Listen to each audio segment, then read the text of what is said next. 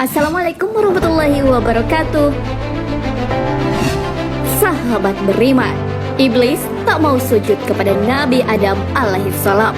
Sejak saat itu, ia pun dijadikan sebagai simbol kesombongan dan takabur. Sejak saat itu pula, ia mengabdikan dirinya untuk menyesatkan anak cucu Adam. Karena membangkang, ia pun dikeluarkan dari surga. Setelah itu, ternyata ia membangun istana. Lalu di manakah istana itu? Awalnya iblis adalah penghuni surga yang doanya terkabul. Oleh karena itu, para malaikat datang kepadanya untuk didoakan agar tidak tertimpa laknat Allah. Hal ini terjadi ketika malaikat Israfil melihat tulisan di salah satu pintu surga. Seorang hamba Allah Subhanahu wa Ta'ala yang telah lama mengabdi akan mendapat laknat Allah Subhanahu wa Ta'ala dengan sebab menolak perintah Allah. Tulisan ini pun membuat malaikat Israfil yang menjadi takut dan menangis terseduh. Ia takut bahwa dirinya lah yang dimaksud. Malaikat lain pun turut menangis. Mereka pun sepakat mendatangi Azazil untuk didoakan agar terhindar dari laknat Allah Subhanahu wa Ta'ala. Azazil sudah lama menjadi hamba yang taat kepada Allah, hingga datanglah perintah untuk bersujud kepada Nabi Adam alaihissalam. Azazil tak mau karena menganggap dirinya lebih mulia.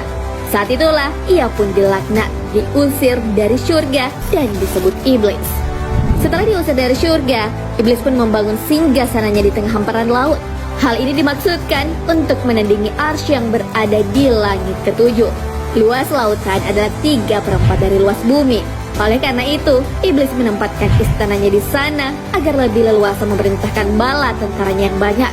Alasan laut dipilih sebagai tempat istana iblis adalah untuk mengakomodasi pasukannya yang jumlahnya tak sedikit. Istana iblis yang berada di laut telah disebutkan Rasulullah dalam sabdanya. Sesungguhnya, iblis singgasananya berada di atas laut. Dia mengutus para pasukannya. Setan yang paling dekat kedudukannya adalah yang paling besar godaannya. Di antara mereka ada yang melapor. Setelah melakukan godaan ini, iblis berkomentar, "Kamu belum melakukan apa-apa." Lalu datang yang lain melaporkan, "Saya menggoda seseorang, sehingga ketika saya meninggalkannya, dia telah berpisah talak dengan istrinya." Kemudian iblis mengajaknya untuk duduk di dekatnya dan berkata, "Sebaik-baik setan adalah kamu." Sahih Bukhari Muslim. Mengenai tempat istana iblis, riwayat Imam Ahmad radhiyallahu an menyebutkan bahwa Rasulullah shallallahu alaihi wasallam bersabda, "Apa yang kamu lihat?" "Saya melihat singgasana di atas lautan yang dikelilingi oleh beberapa ular," jawab Ibnu Sayyad. Rasulullah pun bersabda, "Dia telah melihat singgasana iblis." Hadits riwayat Ahmad. Hal ini juga diperkuat dalam Al-Bidayah wa Nihayah karya Ibnu Katsir, bahwa iblis memiliki banyak tentara dan lautan dipilih sebagai istana. Layaknya sebuah kerajaan, istana iblis dipenuhi pengawal dan pengikut-pengikutnya. Iblis mengatur strategi kejahatan dan kemaksiatan di istananya. Setelah itu, mengirim pasukannya ke darat untuk menjalankan rencana tersebut. Yang paling dianggap berjasa adalah mereka yang berhasil membuat paling banyak kekacauan. Menebar fitnah dan menyebar berita bohong adalah pekerjaan iblis. Oleh karena itu, ketika berniat memfitnah atau melakukan kebohongan, sadarilah bahwa jangan-jangan inilah tipu daya anak buah iblis.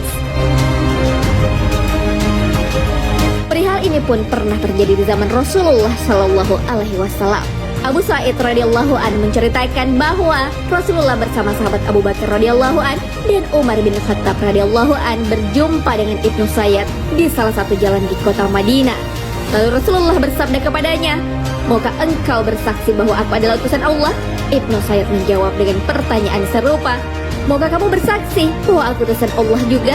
Rasulullah bersabda lagi, "Aku beriman kepada Allah, para malaikatnya, dan kitab-kitabnya. Apakah yang sedang kamu lihat dari perkara gaib?"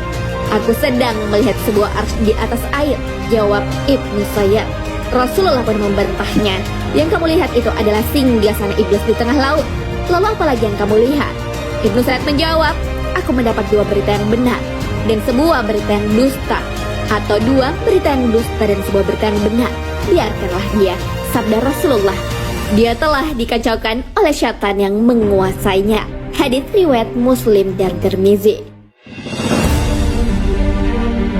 Ibnu Sayyad telah melakukan kebohongan besar mengenai arsy yang ada di lautan. yang dilihat olehnya adalah singgasana iblis. Nah sahabat beriman, itulah istana yang dibangun iblis setelah diusir dari surga. Istananya diletakkan di lautan karena daerah laut yang luas sehingga mampu menampung pasukannya. Bahkan istana itu dibangun untuk menandingi arsy Allah. Di istana ini pula lah yang mengatur kejahatan dan kemaksiatan untuk menjermuskan manusia. Janji iblis untuk menyesatkan manusia telah diabadikan di dalam Al-Quran. Iblis menjawab, karena engkau telah menghukumku tersesat, maka saya benar-benar akan menghalang-halangi mereka dari jalanmu yang lurus. Kemudian saya akan mendatangi mereka dari muka dan dari belakang mereka, dari kanan dan dari kiri mereka.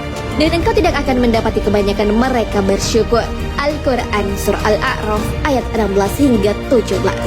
Wallahu a'lam bishawab. Sahabat beriman, jangan lupa berbagi informasi dengan share video ini, karena sebaik-baik manusia adalah yang paling bermanfaat bagi manusia. Wassalamualaikum warahmatullahi wabarakatuh.